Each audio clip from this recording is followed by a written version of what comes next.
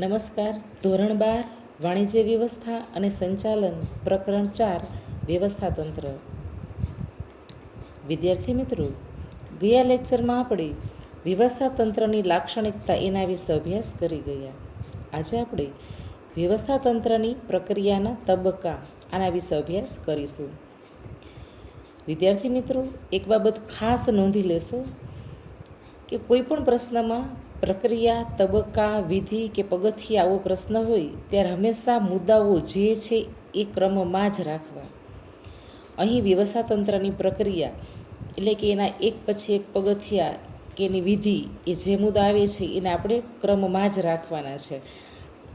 અહીં વ્યવસ્થાતંત્રની પ્રક્રિયાના તબક્કા 7 મુદ્દામાં આપણી બુકમાં અભ્યાસક્રમમાં સમાવેશ કરવામાં આવેલો છે.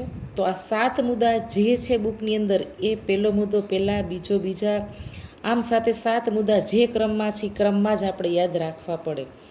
તો વિદ્યાર્થી મિત્રો, તમને સહેલું પડે એટલા માટે અહીં આપણે કી બનાવી છે. આજે 7 મુદ્દામાં દરેક મુદ્દાનો પહેલો અક્ષર લઈને કી બને છે. હે કાકા 20 આવ્યો. હે એટલે હેતુઓની સ્પષ્ટતા. પછી કાકામાં પહેલું કા એટલે કાર્યોની યાદી અને બીજું કા એટલે કાર્યોનું વિભાગીકરણ. 20 એમાં વી એટલે વિભાગીય હોદ્દા અને લાયકાત નક્કી કરવી અને સ એટલે સત્તા અને ફરજોની સોંપણી. આવ્યમાં આ એટલે આંતર સંબંધોની સ્થાપના અને વી એટલે વ્યવસ્થાતંત્રનો નકશો તૈયાર કરવો. વિદ્યાર્થી મિત્રો, આ સાથે 7 મુદ્દા એ આપણે આ જ ક્રમમાં યાદ રાખવાના છે. પહેલો મુદ્દો એ પહેલાં જ હશે, કારણ કે અહીં વ્યવસ્થાતંત્ર એટલે કે ઓર્ગેનાઇઝિંગ જે કરવાનું છે એમાં સૌથી પહેલાં કઈ બાબતો આવી એ મુદ્દા આપણે ક્રમમાં જ રાખવા પડે. તો તમને આ કી દ્વારા સરસ પ્રશ્નો છે એના મુદ્દા પણ યાદ રહી જશે. વિદ્યાર્થી મિત્રો, સંચાલન એ ધંધાદારી સાહસનું મગજ છે, તો વ્યવસ્થાતંત્ર એ તેનું શરીર છે. ધંધાદારી સાહસની સફળતાની જો કોઈ ચાવી હોય તો તે વ્યવસ્થાતંત્ર છે. એટલે કે વ્યવસ્થાતંત્રની માળખાની રચના એ યોગ્ય રીતે થવી જોઈએ. પ્રબંધ અથવા તો વ્યવસ્થાતંત્ર એ જો વિદ્વાનો સારી રીતે તૈયાર કરશે, સંચાલકો સારી રીતે તૈયાર કરશે તો ધંધાકીય એકમ છે એ સફળ થવાની 80% શક્યતા વધી જાય છે. એક એવું રિસર્ચ પણ કહે છે અમેરિકામાં થયેલા સંશોધનો મુજબ કે ઔદ્યોગિક સાહસોની 80% જેટલી મુશ્કેલી એ દોષયુક્ત અને બિનકાર્યક્ષમ સંચાલનને લીધે જ ઉદ્ભવતી હોય છે. તો વિચાર કરો, આ વ્યવસ્થાતંત્રનું મહત્ત્વ કેટલું બધું હશે અને તેની પ્રક્રિયા જે એક એક મુદ્દા આપણે ક્રમમાં લેવાના છે એના વિશે કેટલું બધું આપણે મહત્ત્વ એ દર્શાવવું પડે. એટલે આધુનિક ઔદ્યોગિક સાહસમાં અનેક વ્યક્તિ સાથે મળીને કામ કરતી હોય છે. જો એમાં દરેક વ્યક્તિ પોતાને ઠીક લાગે એમ કામ કરે તો વિચારો ધંધાદારી સાહસમાં કેટલી બધી મુશ્કેલીઓનું સર્જન થાય. આથી દરેક વ્યક્તિ વચ્ચે કાર્ય, સત્તા અને જવાબદારીની વહેંચણી કરવી પડે. કર્મચારીઓ અને અધિકારીઓ વચ્ચે સંબંધોનું સ્વરૂપ નક્કી કરવું પડે. દરેકના કાર્યની યોગ્ય ગોઠવણી કરવી પડે. અંકુશ અને માર્ગદર્શન માટે જરૂરી વ્યવસ્થા પણ કરવાની રહે. આ બધા જ કાર્યનું યોગ્ય સંકલન પણ કરવું પડે અને આ બધા જ કાર્યો છે એ વ્યવસ્થાતંત્ર બજાવે છે. વિદ્યાર્થી મિત્રો, એટલા માટે જ કહેવાય છે કે વ્યવસ્થાતંત્રની રચના એ એક વૈજ્ઞાનિક પ્રક્રિયા છે. યોગ્ય રીતે રચાયેલું વ્યવસ્થાતંત્રનું માળખું એ લાંબો સમય ટકી, પરંતુ અયોગ્ય રીતે રચાયેલું વ્યવસ્થાતંત્રનું માળખું એ લાંબો સમય ટકી શકે નહીં. આ ખાસ બાબત યાદ રાખજો. ઘણી વખત 1 માર્કના પ્રશ્નમાં પૂછાય તો વ્યવસ્થાતંત્રની રચના એક વૈજ્ઞાનિક પ્રક્રિયા છે. એટલા માટે વ્યવસ્થાતંત્રનું માળખું છે એ યોગ્ય રીતે જ રચાયેલું હોવું જોઈએ. જો અયોગ્ય રીતે માળખું રચાયેલું હોય તો એકમમાં લાંબા સમય સુધી એકમ છે એ ટકી શકે નહીં અને ધીરે ધીરે એકમ છે એ નાશ પામે. એમ પીટર એફ ડ્રકર એ જણાવે છે કે વ્યવસ્થાતંત્રની રચના દ્વારા કાર્યકારણનો સંબંધ સ્થાપિત થાય છે, તેથી તેની રચના યોગ્ય ઢબી એ થવી જોઈએ. વિદ્યાર્થી મિત્રો, આપણે અહીંયા કી પ્રમાણે પહેલો મુદ્દો જોઈએ તો કે હેતુઓની સ્પષ્ટતા. દરેક સાહસ કોઈ ધ્યેય પ્રાપ્તિ માટે શરૂ કરવામાં આવતું હોય છે. એટલે કે વ્યવસ્થાતંત્રની રચના માટે સૌપ્રથમ હેતુ વિશે સ્પષ્ટ જાણકારી એ મેળવવી જરૂરી બને. એટલે કે વ્યવસ્થાતંત્રની રચના કરતાં પહેલાં એકમના હેતુઓ અંગે સ્પષ્ટતા હોવી જરૂરી છે. એકમે સિદ્ધ કરવાના મુખ્ય અને ગૌણ હેતુઓને આધારે વ્યવસ્થાતંત્રનું સમગ્ર માળખું એ ઘડવામાં આવતું હોય છે.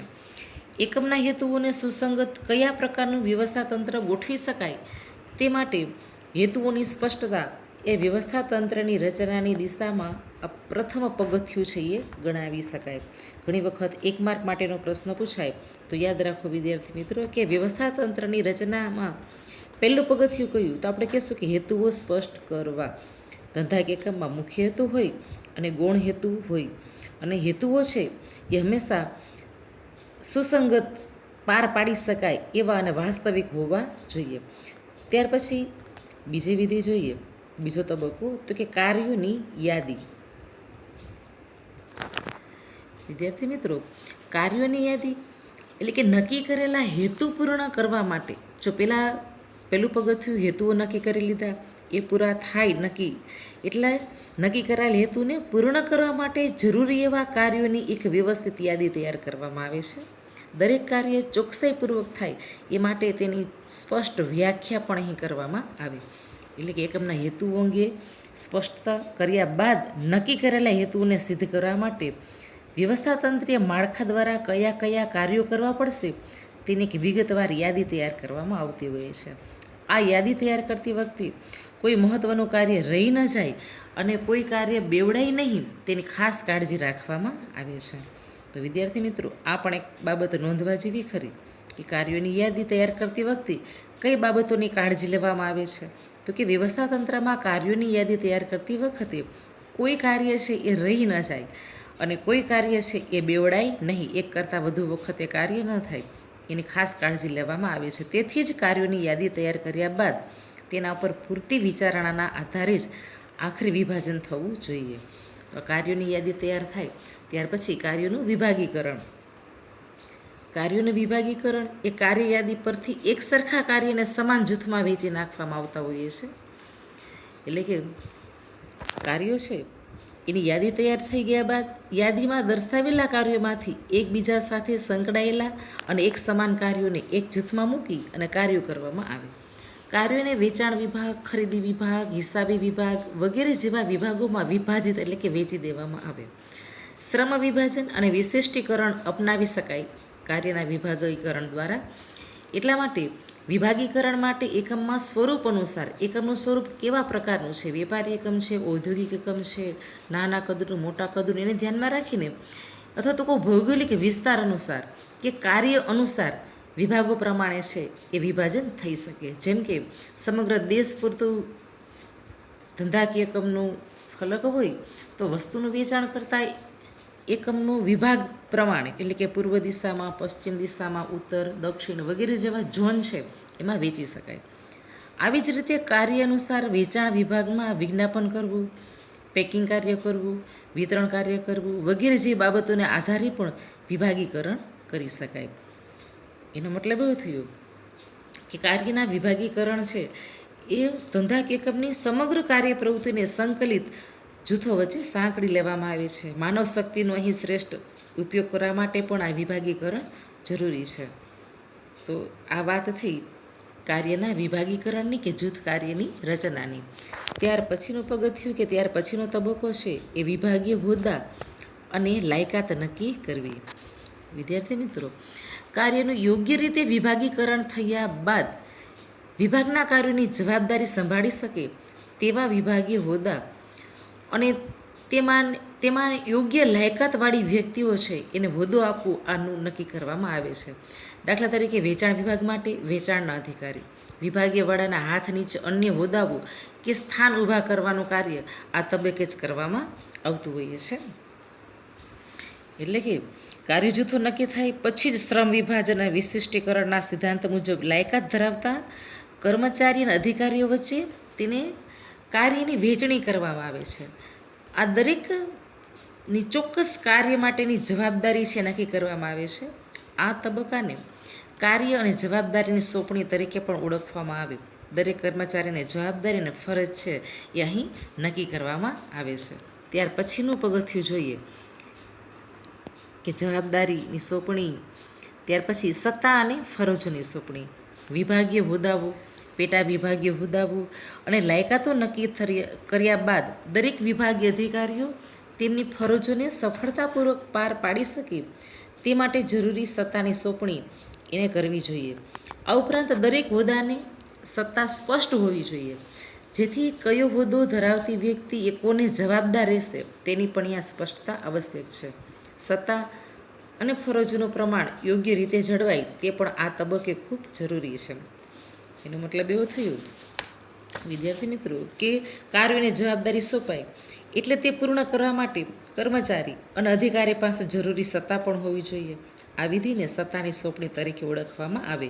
ઘણી વખત નાનો એવો પ્રશ્ન પૂછાય તો શા માટે સત્તાની સોંપણી જરૂરી છે, તો આપણે એટલું કહેશું કે કાર્યો યોગ્ય રીતે કરવા માટે કર્મચારી અને અધિકારી પાસે એ સત્તા હોવી જોઈએ, જેથી કરીને કાર્યો એ સારી રીતે પાર પાડી શકે.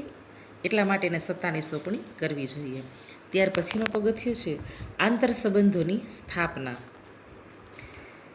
આંતર સંબંધો એટલે વિદ્યાર્થી મિત્રો વ્યક્તિ વચ્ચેના, વિભાગ વચ્ચેના, કર્મચારી વચ્ચેના આંતર સંબંધોની અહીં વાત છે. એટલે કહી શકાય કે વિવિધ વિભાગીય હોદ્દા ધરાવતી વ્યક્તિઓને તેમની સત્તા અને ફરજોની સોંપણી કર્યા બાદ તેમની વચ્ચે આંતર સંબંધોની સ્થાપના સ્પષ્ટ રીતે થાય એ પણ જરૂરી છે. વિભાગીયકરણ દ્વારા વ્યવસ્થાતંત્રમાં સત્તા અને જવાબદારીનું વિકેન્દ્રીકરણ કરવામાં આવે છે, પરંતુ આ વિકેન્દ્રિત પ્રવૃત્તિઓ અને કાર્યોને સંકલનના હેતુસર આંતર સંબંધોની સ્થાપના દ્વારા એની સ્પષ્ટતા દ્વારા કેન્દ્રિત બનાવી શકાય. એનો મતલબ એવો કે અહીંયા આંતર સંબંધોની સ્થાપના વહીવટી તંત્રમાં જુદા જુદા વિભાગો વચ્ચે, જુદા જુદા અધિકારીઓ વચ્ચે અને જુદા જુદા કર્મચારીઓ વચ્ચે એ હોવું જોઈએ.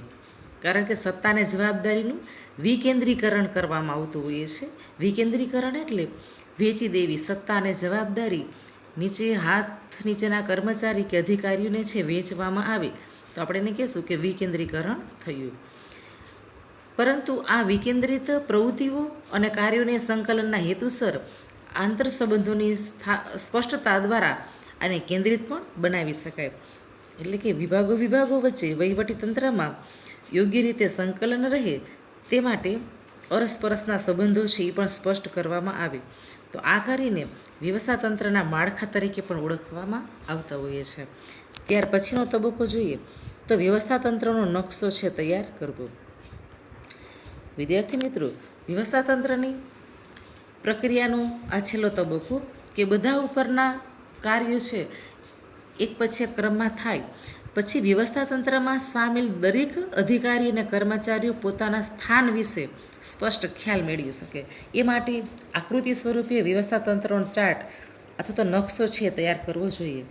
અને એકમમાં કામ કરતા દરેક કર્મચારી તે જોઈ શકે તે રીતે નકશો છે એ એકમની અંદર નોટિસ બોર્ડમાં કે કાર્ય કરતા કર્મચારીની ઓફિસમાં એ મૂકવો જોઈએ, જેથી કરીને દરેક કર્મચારી કે અધિકારીને ખ્યાલ આવે કે પોતે કયા કામ સાથે સંકળાયેલા છે, તે કોને જવાબદાર છે અને પોતાને કોણ જવાબદાર છે. તો આમ વ્યવસ્થાતંત્રનો નકશો છેલ્લે તૈયાર કરવામાં આવે છે. ફરીથી વિદ્યાર્થી મિત્રો, આપણે અહીં એક આ મહત્ત્વનો પ્રશ્ન ફરીથી વ્યવસ્થાતંત્રની પ્રક્રિયાના તબક્કા જેના આપણે 7 વિભાગો છે એમાં વેચી દીધા છે. એના માટે કી બનાવી છે હે કાકા 20 અવયવ. હે એટલે હેતુની સ્પષ્ટતા, એ પહેલું પગથિયું.